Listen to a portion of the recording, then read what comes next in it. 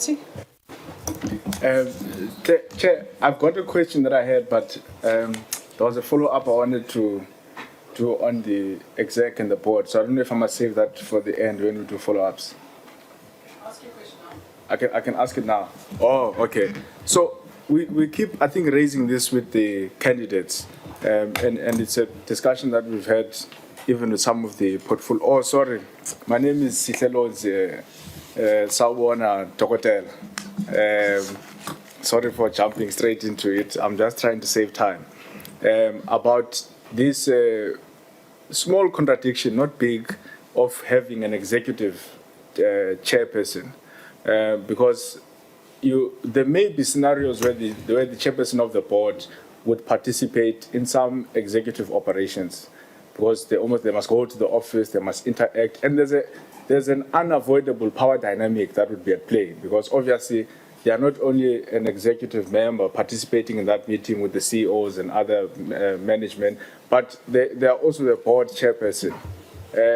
So I wonder if you think, because even the NYDA Act does, on top of the kings that you're talking about, does also try to mitigate that problem. I wonder if you think the Act does enough in terms of the separation of those powers, or would we not benefit more as an entity if we were to have a non-executive chairperson of the board? I'm picking your brain here. There's no real correct answer to it. Yeah. Okay. You're picking my brain. Thank you, Honorable Member. I think this issue is an issue of ethics more than anything else. Because if there's proper adherence to ethics, then we wouldn't have a problem. Because if a person knows that my job is to do this, the Act says I must do this, and this is where I stop, then we won't have issues. I think previously we've had those particular problems, not even with the NYDA, in many entities throughout the country, where there's a third hand or a hand of the chairperson or the minister in a board. So which needs then going forward for a proper legislative mandate to say that how do we prevent such? Because in some instances you find that the chair will come and say this is what I want, and then the CEO, because being pressed that I would want maybe a second term or whatsoever, then there's that commotion that is there. But I think for me it's an issue of having clear ethics and the attributes that I indicated earlier on, of having integrity, competence, and transparency in some of the decisions that are taken, to ensure that there are clear lines of reporting and clear lines on the separation of duties and power. I don't know if you picked my brain on it. Yeah, no, thank you for that input. So the question that I had through you, Chair, is that which section of the Public Finance Management Act deals with the obligation of an accounting officer, and perhaps how would it define the requirements of financial accountability and effective controls of a public entity? Obviously, we know that the PFMA deals with a number of public entities, so maybe try to relate your response to the entity that we're concerned about now, which is the NYDA. Okay. Thank you very much, Honourable Member, for your second question. So the NYDA is a public entity that is listed in Section 3 of the Public Finance Management Act, which gives it the juristic board a powers. So in a normal government department, the accounting officer, being the DG or the HOD, has the accounting. Okay, can you please repeat that question for me? I think. Oh, okay. Yeah. Chair, I can. I don't want you to say I'm taking up too much time like yesterday. Yeah, members I can already see members are mumbling here because you're asking two questions and now also have to. I did ask for permission, because the first one was a follow-up. Sorry. I'll try to be very quick. I just need to see how to simplify. So the Public Finance Management Act has a section that deals with obligations of accounting officers of all public entities. Section 3, the one you're talking about, that's it's a separate one because it will deal with the establishment of the NYDA and all of that. But there's a specific section that deals with accounting officers of public entities across the board. So I wanted to check now, how does it define the requirements for financial accountability and effective controls? Then, because it deals with all entities, I said you can give an example that relates it to the NYDA, since we're here because of the NYDA. Okay, thank you very much, Chair. So the accounting officer, according to the Public Finance Management Act, has to ensure that there are proper controls, financial controls within an entity or a public or government department. Needs to ensure that the risk management relating to any financial issues is put in place. They must be able to ensure that proper prescripts or policies or legislations are adhered to, and to ensure that there is financial prudence within the organization, and to ensure that there is no wasteful or fruitless expenditure that takes place within the organization. But the important aspect is to ensure that there are proper systems that are put in place to ensure that there is proper financial management. I think that's the role of the accounting officers that they have as per the Public Finance Management Act. Thank you so much, Dr. Miende. Honorable Mabel. Thank you very much, Chair. Good morning, Dr. Miende. I'm Honorable Khwekana, also a member of this committee. My question will be, one of the main objectives of the NYDA Act is to develop and integrate youth development plan and strategy of 2022-25 for South Africa. Develop guidelines for the implementation of the strategy and make recommendations to the President. Elaborate on your understanding of the integrated youth development strategy and why the strategy is very much important. Thank you very much, Honorable Member. So the integrated youth development strategy is like an implementing guideline. How do we implement? It's an implementing guideline for the national youth policy. So the national youth policy, as it stands, is a policy that this is what we want to see. We want to develop young people, but the integrated youth development strategy then says, how then do we do that on a day-to-day basis? Who are the relevant partners, who are the relevant civil society organizations that we want to bring on board to ensure that we develop young people? Understanding that the national youth policy maps out the 5 thematic areas that young people need to be developed on. So now the integrated youth development strategy is the guideline, is the map, this is a day-to-day guidance on how then do we do that particular development of young people based on the time frames that have been given for that particular reporting period. So that's what integrated youth development strategy is and what it seeks to achieve. Thank you so much, Dr. Miende. Over to you, Honorable Tiamo. Thank you, and good morning, Dr. Miende. Now, my name is Tiamo. My name is Tiamo Sotezi, and I'm going to ask you a question around issues of gender-based violence. Now, you know that it has been declared the second pandemic. You know its impact in society, and obviously it affects young people and driven by other young people.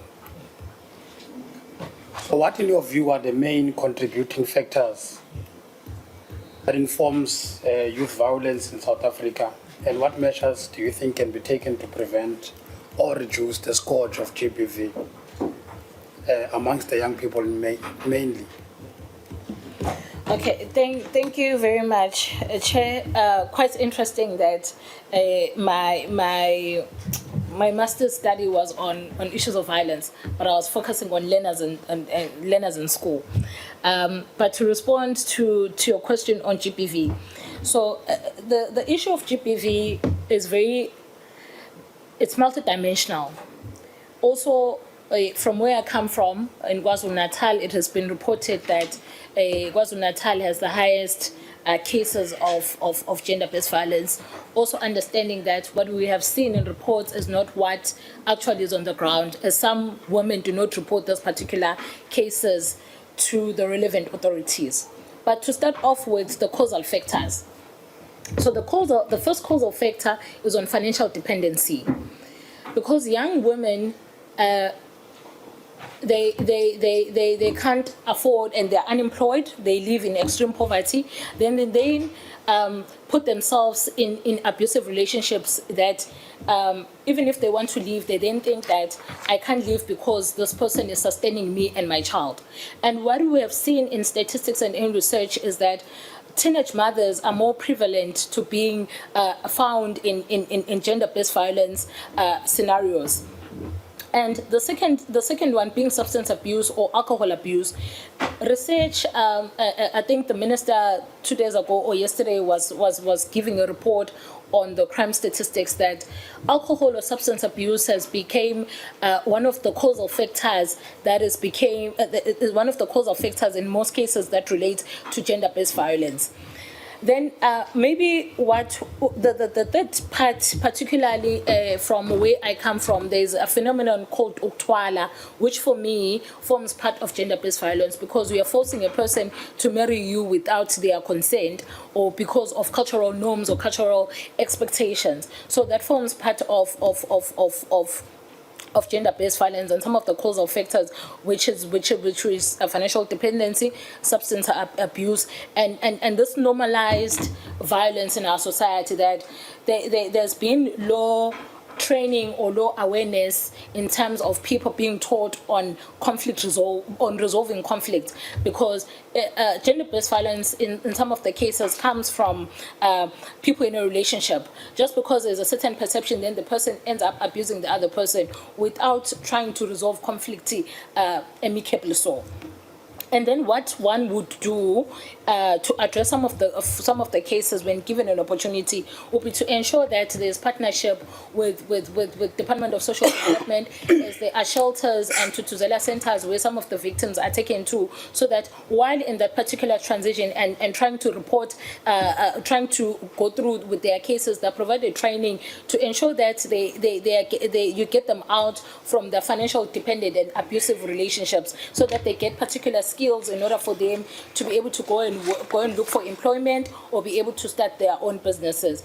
But the other factor within gender-based violence is how the system, the criminal justice, the justice system has not done justice for women, young women in particular, in the sense that when you go to some of the police stations, there are no gender-based violence friendly rooms. You're expected to just narrate your story of how Usbu has violated me without being given a set of privacy on that regard, which then, and secondary to that, the delay in finalization of cases causes what we call secondary victimization, which means that young women have to relive some of the moments that they would have undergone when being in those violent and abusive relationships.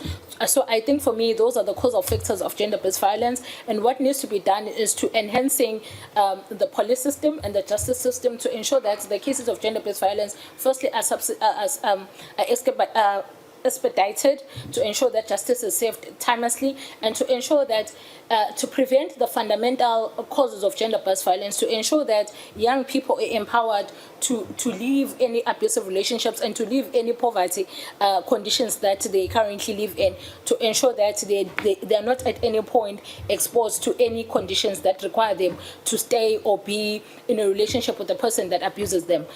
Secondary to that, gender-based violence does not only relate to women and men.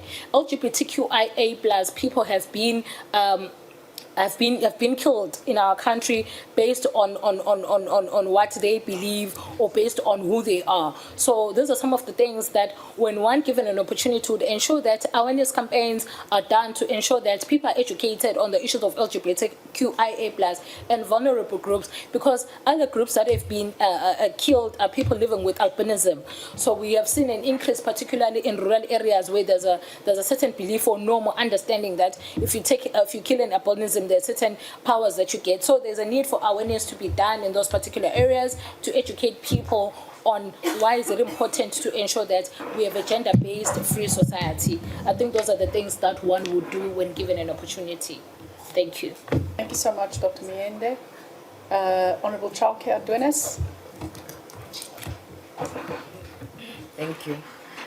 Thank you very much, Chairperson, and good morning, Sunshine. I do hope that you have enjoyed your stay with us. My name is Tsegofadzo Megan Chauke Adonis, disabled member of this Portfolio Committee on Women, Youth and Persons with Disabilities. My question, I think you've greatly answered a large portion of it when it comes to how it is that we can address gender-based violence and how we can address violence amongst young people. But my question would then say, what is the role of the NYDA in addressing the systematic challenges that persist within the communities when we speak to violence amongst young people? So young people being perpetrators and victims themselves. How do you see the role of NYDA in this particular instance? Thank you. Thank you very much, Honourable Member. I think maybe we need to start with understanding the causal factors of this particular, of the prevalence of violence. So research suggests that there has been what we call a generational transmission of poverty and exclusion amongst young people.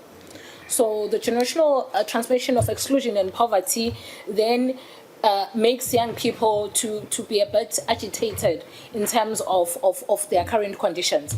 Young people are currently unemployed, abasebenzi.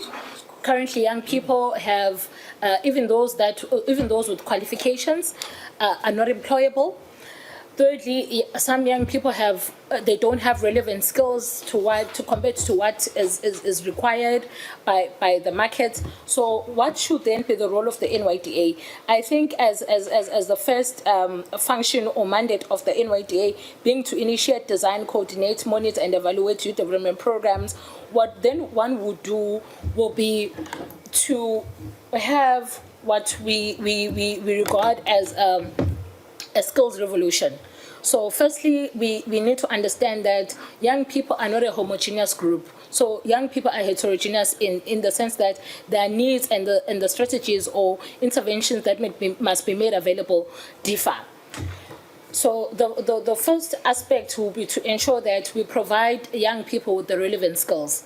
So what one would do, firstly, to address the issues of unemployment that then cause young people to be violent, would be to introduce what you call, so all of us know that government has a fleet of vehicles that they use. So be it your police vehicles, your ambulances, and the different government vehicles that are there for use. So what I would do is to ensure that young people open up what you call one-stop garages. So in the garage, what the young people will be doing will be providing mechanical skills to ensure that. So in the current setting, government has I don't know, call it a tender, or it has a tender with certain banks where this is where you take your government vehicles for them to do any mechanical repairs, any issues relating to cars. So instead of government going to this particular establishment, I would ensure that I take young people, or capacitate them on this on a mechanical skills,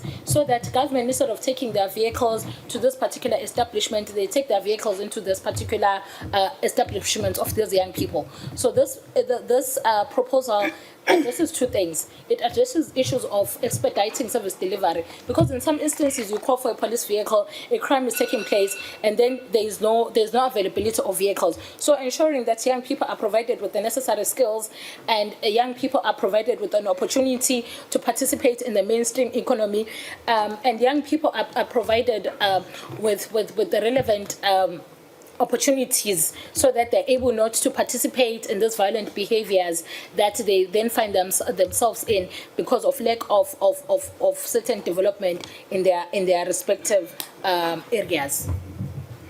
That's what I would do.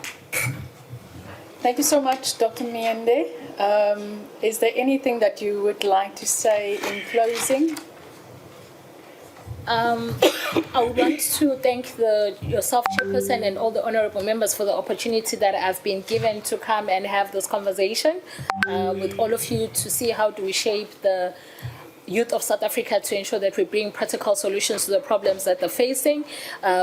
Issues of teenage mothers, teenage pregnancy, which is quite prevalent, which prevents the upward mobility of those young people. So I think it has been a great triggering situation. I really appreciate all the members for their questions and all the staff members. Thank you, Chair. Thank you so much, Dr. Miende. Thank you for sharing your passions with us, and thank you for sharing your insights. Thank you for taking the time to be with us this morning. We also valued the interaction. Maybe just to give you a little bit of a sense of what we are doing. For the next few days, we will continue the interviews for today and tomorrow. Hopefully by next week we will deliberate on all the interviews, and hopefully by Friday next week we'll be able to adopt a report with our recommendation on candidates to serve on the next NYDA board. That report will serve in front of the National Assembly, where after our recommendations will go to the President of the country. He will exercise his prerogative and then appoint 7 new members to serve on a new NYDA board. So we really thank you for your time, and please do travel back safely and keep up the good work. We are proud of you. Thank you. Thank you.